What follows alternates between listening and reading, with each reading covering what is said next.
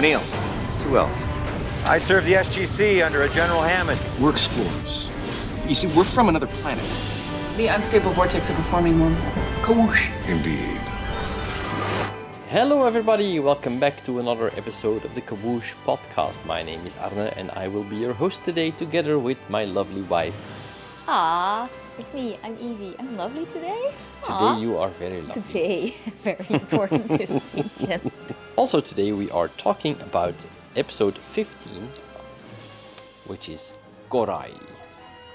Mislabeled on the DVD as The Cor-Ai, but I checked the titles in the episode. Because you told me the Cor-Ai, Yeah, and that's why I wrote it down. But the DVD menu can be wrong sometimes. There was also a typo with Cold Lazarus. So, yeah, don't trust the DVD menu. I love the DVD menu. Anyway, so in today's episode, the team arrives on some sort of medieval planet. It's like a marketplace around the Stargate, complete with a big castle-like building. It's only a matte painting. It is unfortunately only a matte painting. But it's still a very nice village. But it is deserted. And Teal'c mentions that he has been there before. The world is called Carthago. And the Gua'old come here regularly to harvest people, which would explain why there is no welcome committee, so they go exploring. And they enter the big building, and it has a large court-like room with all these different levels that people can stand on. And Jack notes it hasn't been deserted long, at which point they are ambushed by people dressed in medieval clothing with leather caps on their head and crossbows in their hands. It is a standoff, and Jack is the one who offers to lower his weapon first to gain their trust.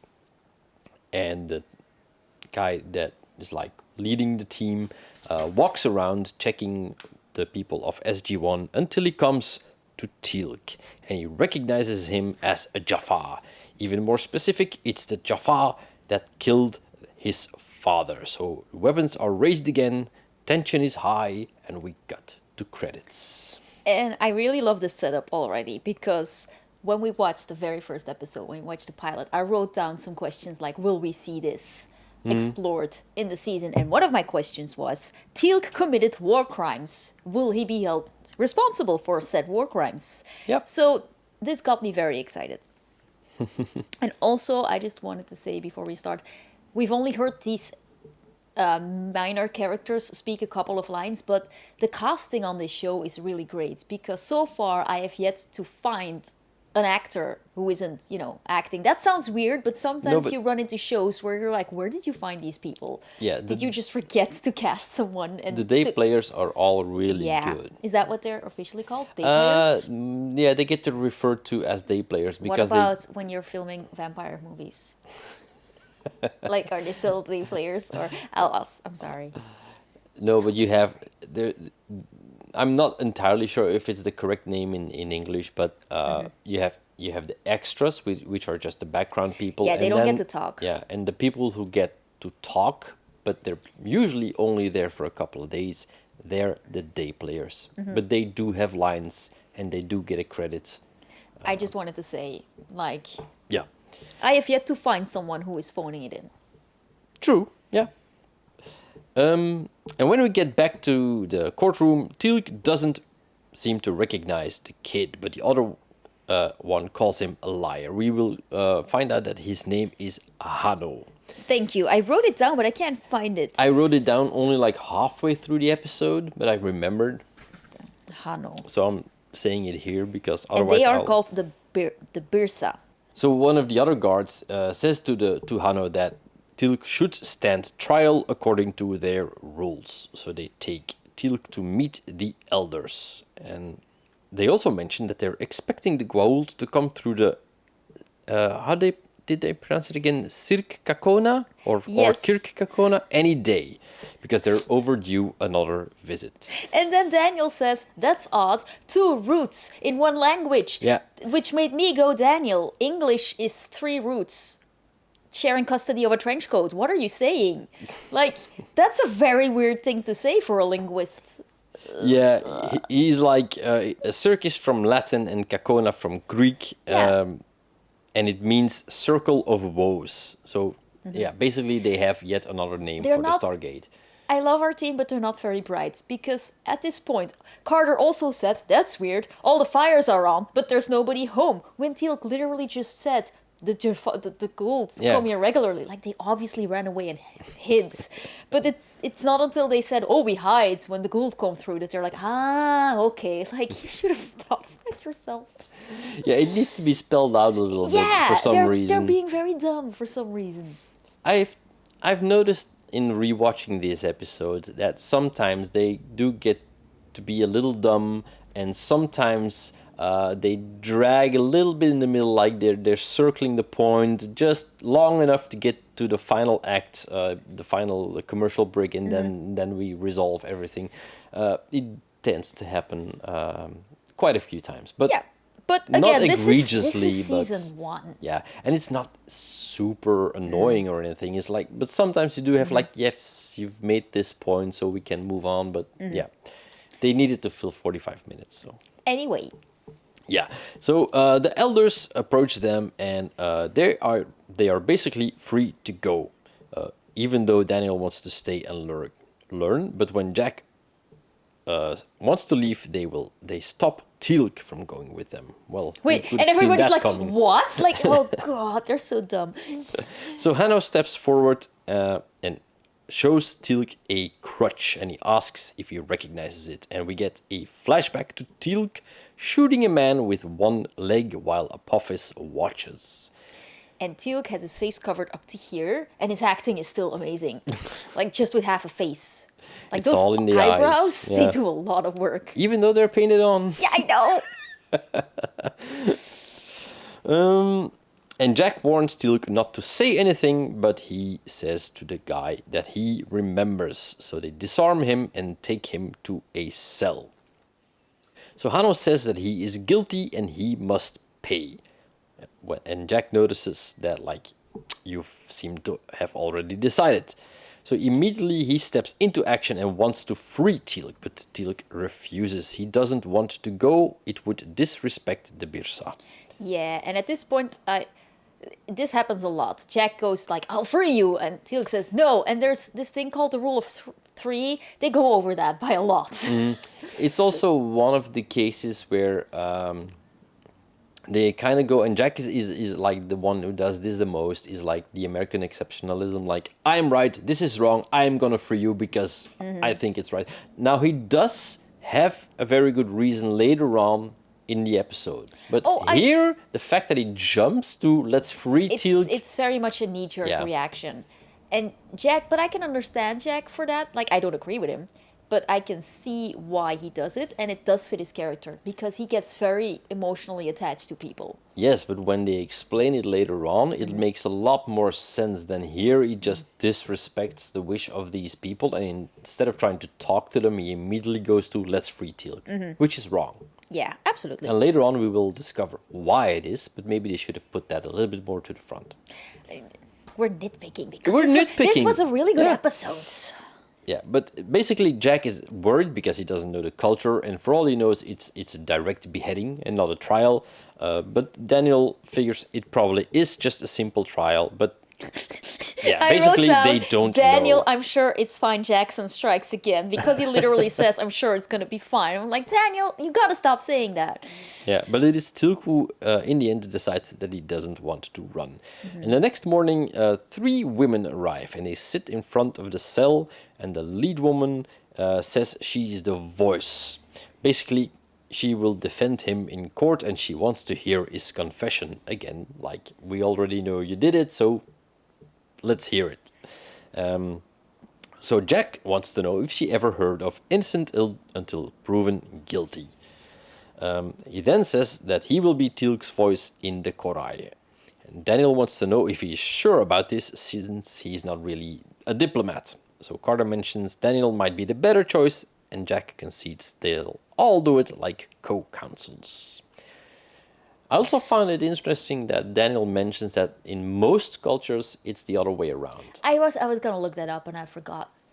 Yeah, I was also wondering, like, is this a real thing or It might could be because sometimes I'm on Wikipedia. Don't ask me why. It happens. And then when you look up countries, they're like they have the innocent until proven guilty thing, and they always mention it like it's not the norm, like it's the exception. So I know our Yeah. country has it. But I But- can believe that there are other places where it's the other way around, that you have to prove that you're innocent. Because there's also countries where it's not illegal to try and escape jail because freedom is a human yeah, need. yeah. So they can add on to your set. But then there's other countries like, So yeah, quite interesting, but they don't really go into it any further. Then Teal'c is led into a big courtroom, like the big room from before, and placed front and center. And the elders take place on a raised dais. And I just wanted to point out, this society is really well displayed. Is not the word. Presented? Presented, because you have a variety of people. You have elderly people. You have Farmers, market you people. you have kids. There's kids running Yeah. around, and they're acting like kids. They're not just like motion. They're not just going through. They're running around. They're sitting in places where kids are used to sit and stuff. I really liked it. You could obviously see that they used things that they had lying around in the studio, but they really make it work. And also, there is no difference made between men and women in this setting at all. No, None. no, that's actually a good point. I didn't notice it. But did, now and that you say it, yeah, there's- they're just mixed. They're mixed. Yeah. Both of them are in charge. Both of them are like all their voices are equal. And also, at a certain point later on, they will say the women and the weak people. No, not the women. Sorry, they say the children and the weak will stay here, and the rest of us will try this. And I was like, thank you for not saying the women and children, because that is not how things should work. Anyway. So I feel like I'm always going on tangents. I'm sorry. no, that's fine. That's your job. I do the recap and you go on tangents. I get paid? Yes, in love. Okay. Can I exchange that for Lego? Lego is love. That is very true. That is very true. Lego is love. Let's get on with the episode.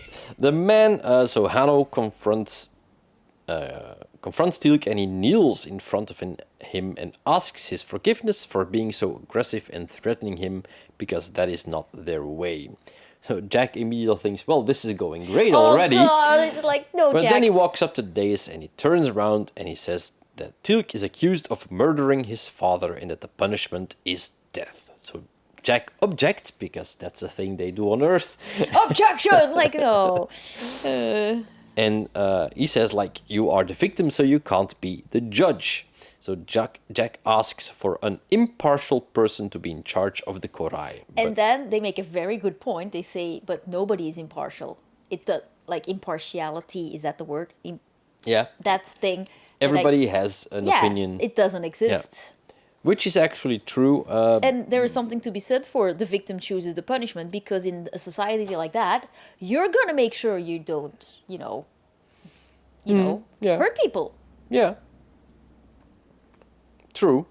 But yeah, we're used to there being a little bit more rules and regulations around it, but yeah.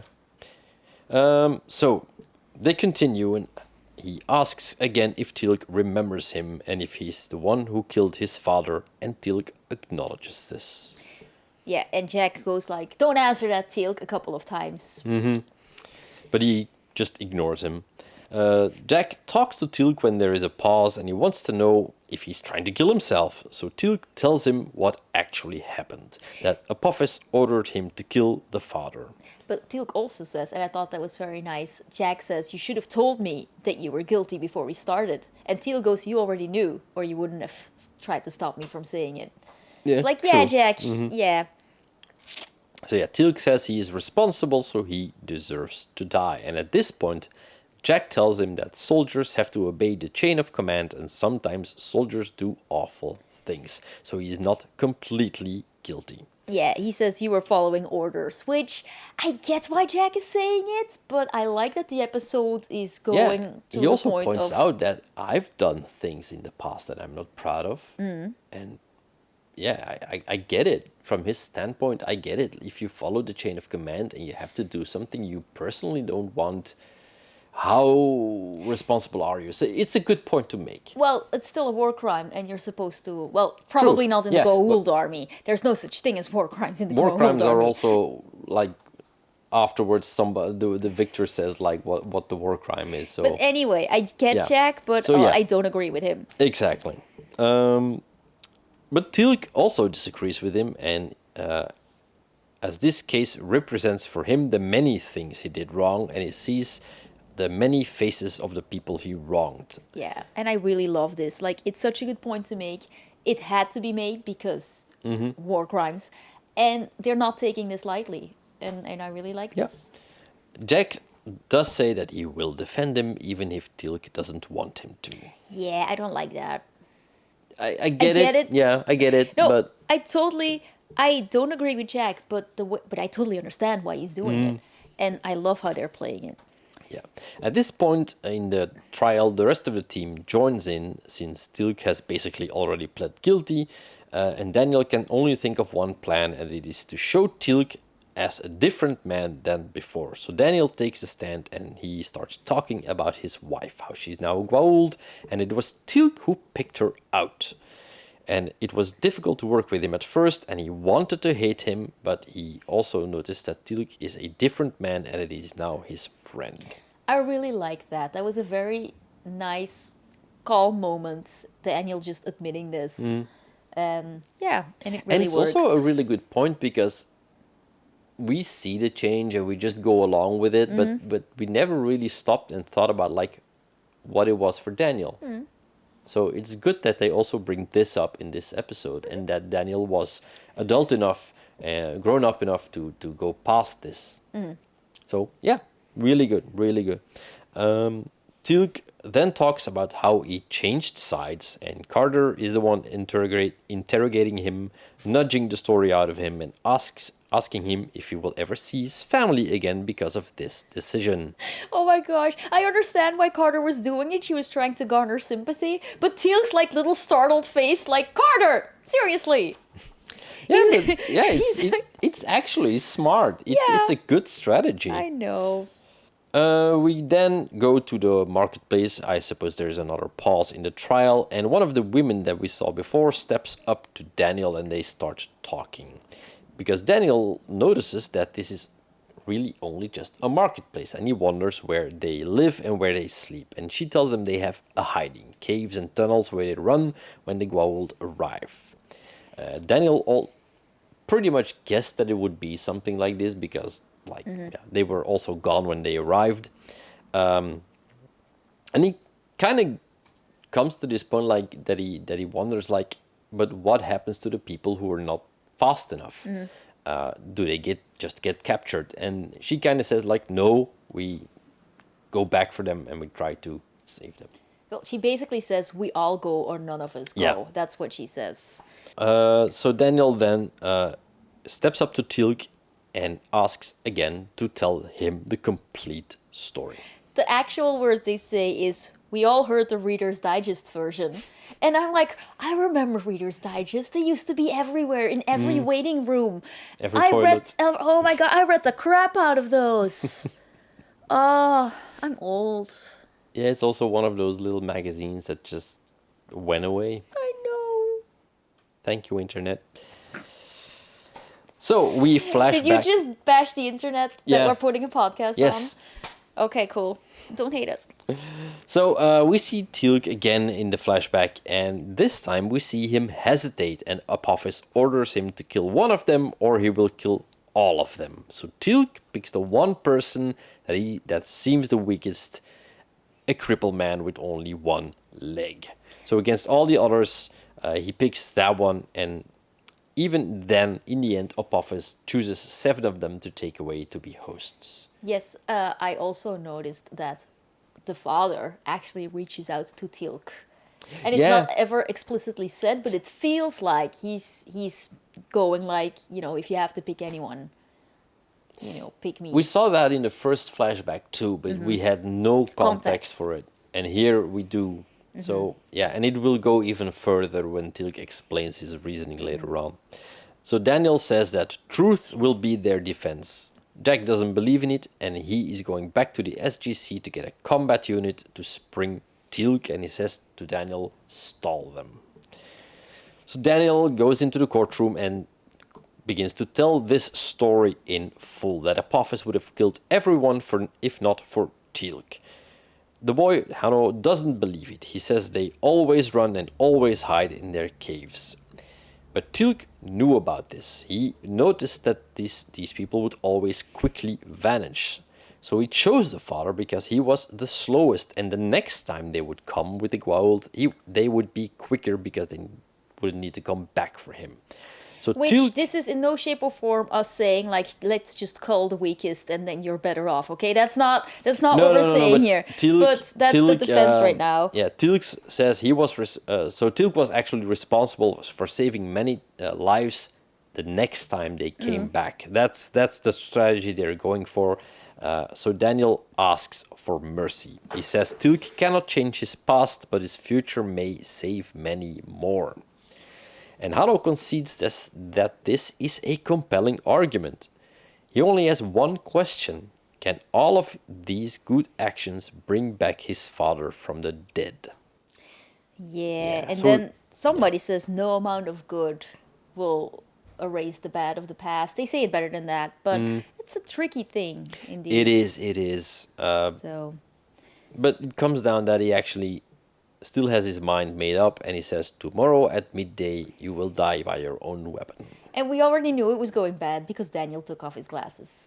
And Daniel only takes off his glasses when things are going bad.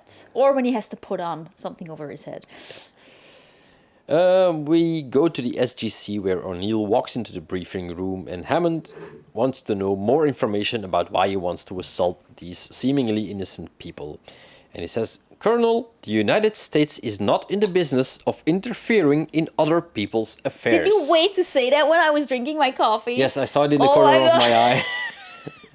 We had to pause it and take a moment at that point. Yes, because this is basically all you do. Sorry, America, it's all you do. Well, to be fair, right after Jack goes, since when?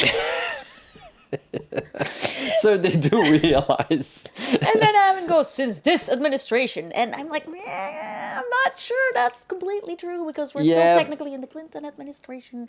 But I do think at this point they have a fictional administration in place in the Stargate series. Do we ever see the president? Yes. Oh, later on. We will see the president later on. It's going to be a while, but but later this season we will go into politics in the episode. Always say that later this season. It's episode 15. Yes, and in episode I think 20 we go into politics, and it is literally called politics.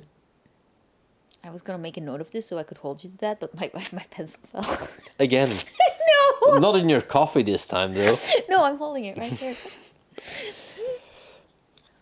Yeah. And then Carter also tries to change Hammond's mind, but Hammond realizes and says that Teal'c is in fact a war criminal and it was bound to happen sometime. Jack sees himself in it, and he says, I've also done awful things, and he doesn't want something to happen to Teal'c. It actually ends up being a shouting match, which Hammond just shuts down. Carter says they don't have a lot of time, and Hammond at this point steps out. To call the president. Yeah, basically. I really like the writing on this. Like, the actors have a lot to work with, and there's so many gray areas, and everybody is reacting in character. Yeah, but Hammond is actually right. Yeah. He's right, and you just can't go and erase it willy-nilly. But he doesn't just shout and closes it down right away. You can actually, he understands, but he says, like, this was bound to happen. It is correct. He is a war criminal, and this will have to play out. So, yeah, very good point. On the planet, Teal'c is being painted and prepared. Daniel, our specialist, doesn't get it from the context clues, and he comes in, what are they doing? It's like, what do you think, Daniel? Daniel, it's... And Teal'c at this point volunteers his body and that of his symbiont to science.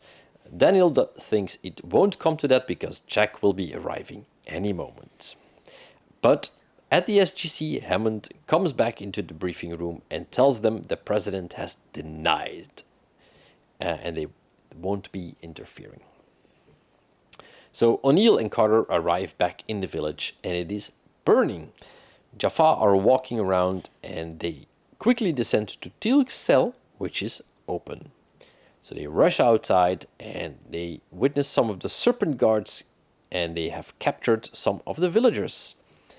The guards spot O'Neill and Carter, and a firefight ensues, and Jack manages to get one of the staff weapons. I really like how they spotted them, because one of them makes a noise by slamming into like the walls that they're hiding behind, the pillars, and then the guard looks around, and it's actually their shadow that gives them away. And I thought that was very neat. That was nice detail. Yeah, and we cut to Teal'c and the villagers, and they are hiding, but they are kind of trapped. So they are about to try and rush out and fight. And a couple of them immediately gets shot in the back, so Jack starts firing the staff weapon and kills 2 of the guards.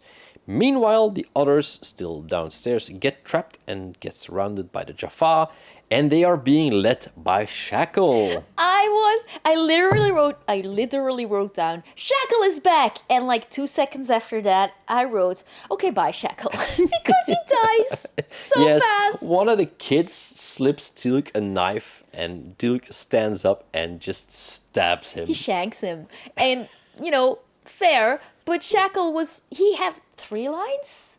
Yeah, and I was like, oh, cool, they're following up on this character, and then they don't. And Shackle wanted to be, Prime, so that all made sense. And I'm like, yeah. But I think this may be laying the groundwork to...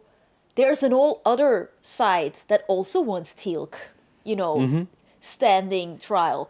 Probably very openly and publicly to make sure other Jaffas will keep falling in line. Probably Teal'c is being used as a scapegoat and a warning both. It also shows that the Jaffa in service are kind of ruthless because they're being pit against each other to rise above and compete to get to the prime position, which is a way to get your slaves to stay in line. Yeah, I really like Shackle though as an actor. I'm kind of sad that he went down so fast. And it didn't get a lot to do in the previous one either. No, it was like sick or laying unconscious for most of it. But yeah. Cool to see him back again. Teal'c stabs him, and he goes on to rescue everyone who stayed behind from the serpent guards. By heroically diving in front of a blast. Yeah, he gets wounded in the process. Because he can't shoot the guards because they're all holding kids. Yeah.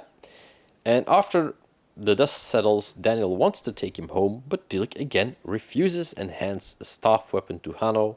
He's ready for his That punishment. is not how he says it. He limps to Hanno, he hands him the staff weapon, and he goes, "It is midday." And I was like, what? That was so baller. Like, wait, do teenagers still say that? I'm old. I don't know what they say. I have no idea. They say wayo. They say wayo and bruh. Bruh. So Hanno at this point realizes he made a mistake. Teal'c is not the same man who murdered his father. That Jaffa is dead, and Teal'c killed him. You killed him. Yeah. That was such a good line. There's so many good lines in this. Yeah, but it's the kind of line that only works with a good actor because it can get very campy. Yeah, but again, Hanno, this actor is really good. This Daywalker. Wait, no, that's not how you call it. It's such a stereotypical role, and for some reason it does work. But he does make it work because you can see the doubt, and he starts very angry, and then a simple role on paper, but a good actor. Yeah. It's a good script. It's good actors. It's a good episode all around. I was very... Yeah. So Hanno suggests to Jack to take his friend home, and he hands Teal'c back the weapon. Jack tells them they can help the people defend themselves against the Gua'old, and Hanno says he would appreciate that. And the team steps up to a clearly moved Teal'c, and we fade to black. Yeah, and I also like that they don't linger too hard. Because, it's been said, the story is told, you don't need a debriefing at this point, you just need to... No, they do tend to just cut and go to black when it's done. They don't linger. No, that's good. That's good. Yeah, they also don't have the third act of these episodes is not that long, so you have to get all your action done, get all your points, and then just go. Yeah. Yeah, I really, really like this episode to the point where I looked up the writer because I thought, well, maybe this writer wrote more. He wrote exactly one episode for the entirety of Stargate. The entirety of Stargate, and this is his only episode. But which he made me is wonder, a very prolific yeah, TV writer. he wrote a lot. Yeah. But I just wonder, how do people end up in the writing room? Like, is it just like, hey, we're short somebody, can you jump in? I just really wish I knew more about that process. I Like think how they find showrunners have a Rolodex of people. And then back in those days, it was actually a Rolodex, Yeah. like a flippy And thingy. I think those writers just sent out a lot of samples and spec scripts just to get noticed, and then Well, yeah, if but something maybe- matches your style of writing, you would be called. Maybe he was very good at courtroom scenes. We don't know, but you know. Because the way writers' rooms worked back then was you have your showrunners, and they have like story ideas and things they want to do. They can sometimes pitch ideas, and then the whole writers' room would make the story. They would call it breaking the story. So they would put down all the major beats of this episode, and then they would say, you're going to write this one. They would go off on their own, write the episode, come back, get notes, go through it again, and the showrunner would do a pass or two, and that would be your episode. And they worked as a team and then go off on their own. I'm not sure if they do it like this. Well, probably on the series which have this amount of episodes, they still do it like that. Most of the streaming series nowadays don't do that. They will have like a very small writer's room, or even just only the showrunner. I did notice that, like, lately, a lot of series only have one writer. Yeah. Maybe two. Like, it's a duo or it's single.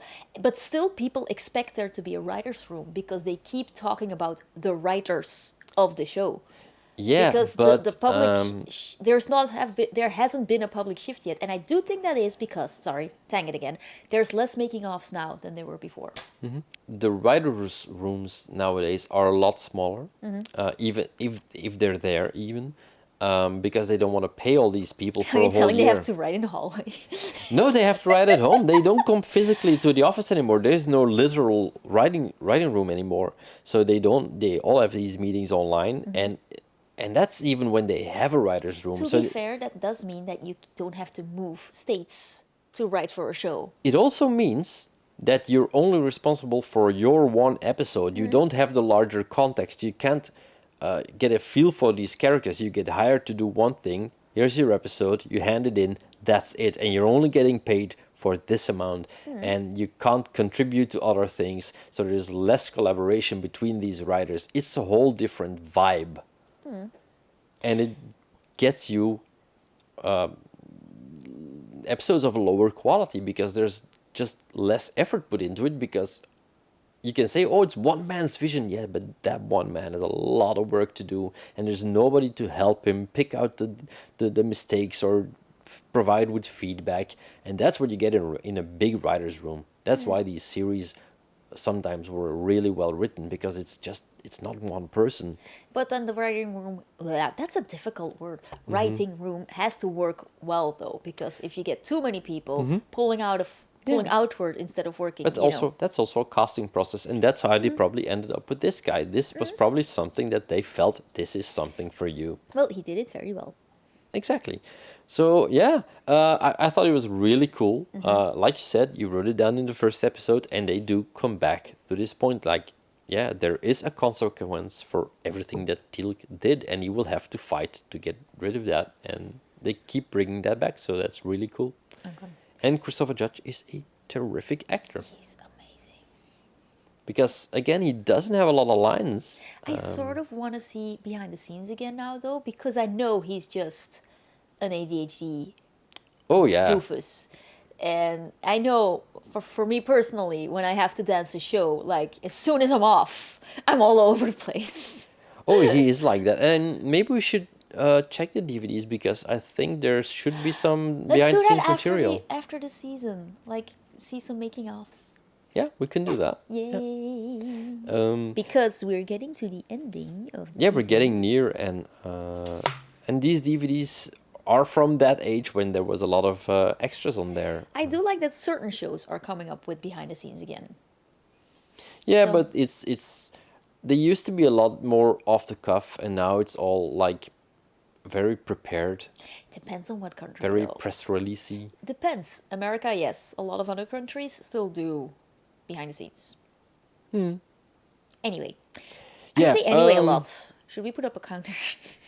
Oh yeah, No. absolutely. I was editing our Oh, no. episodes for the Wayland Files, and yes, that is Do I your... say it there too? Yeah, you do. No! A But lot. that's not a fun stop word to have. It's not like badum or you know any of the cool Yeah, ones. so yeah, here Or and holy Hannah or indeed or man, I need a better stop word. anyway, she needs a better No, stop word. stop saying it. just do Yes, the closing let's things. wrap this up. Where can people find you on the internet? Well, they can find me on TikTok. Well, I haven't really been posting a lot as Evie Belknap, and on Instagram and Blue Sky. Blue Sky. Yes, Blue Sky, and I am Iredonion on Blue Sky and on YouTube, and you can also find me on Instagram as Arne Kustermans. I sent you like a bajillion Pedro Pascal videos on TikTok, You and did? you didn't look at them. No, I I am didn't. very I disappointed. will do this right after this. So we'll see you again next week.